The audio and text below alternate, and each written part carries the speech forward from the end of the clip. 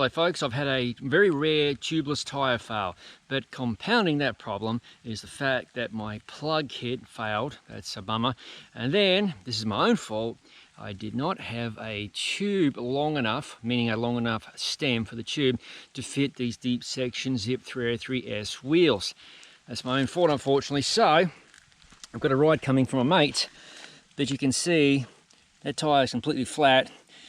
Couldn't install the tube. Here I am, safely home at my humble abode, no doubt thanks to my good mate K-Dogg for a ride home in his minivan.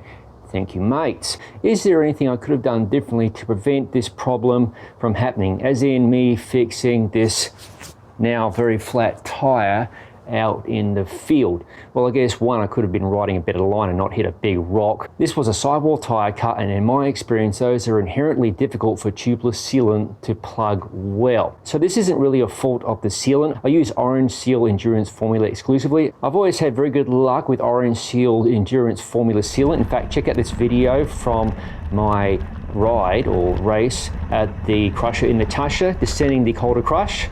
You can see I got a flat, I didn't know about it, the sealant did the job, and I was none the wiser until I finished the race. My issue came when I tried to plug the tyre. I'm using a Racer tyre plug by Dynaplug. Now, this is a good product because I know of many people who use these, and they have two ends, one for small punctures, one for big punctures. Mine was a smaller puncture beginning on the sidewall.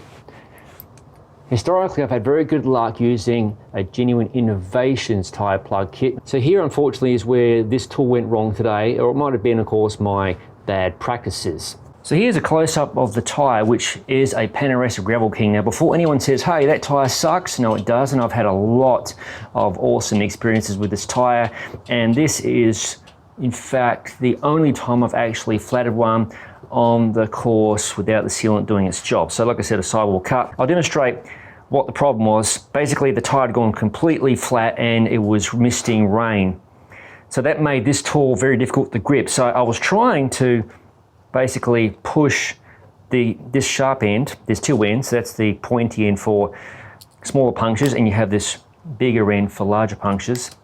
I was trying to push this through the sidewall puncture, and I really couldn't get a good grip on it. So then I basically grabbed the tyre like that and put my palm behind it and pushed as hard as I could.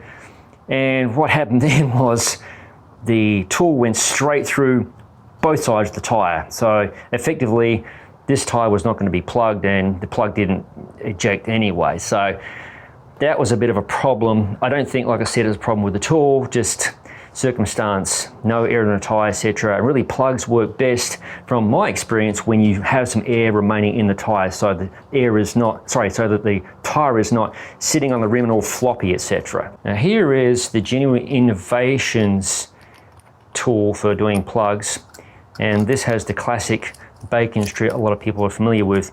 So what you do is you will remove that strip right there, and this tool has like a prong or a pointy end, I guess, but there's a prong there, so you insert the bacon strip between those two prongs evenly so they hang down, and then you poke it through the tyre wall and pull out. And I have used this successfully in the field. I don't know if this might have done better today. I would love to have tried it, but it's kind of a moot point now. I couldn't plug the tyre, so the next solution then is to install the tube. Now, naturally, I carry tubes, etc. in my setup bag, and I was using today the Tubeless tube. I got a few of these I was given by the manufacturer. I keep them as spares because they fold so nicely in such a very small form. You can check that out, that's my hand. Anyway, the problem was this.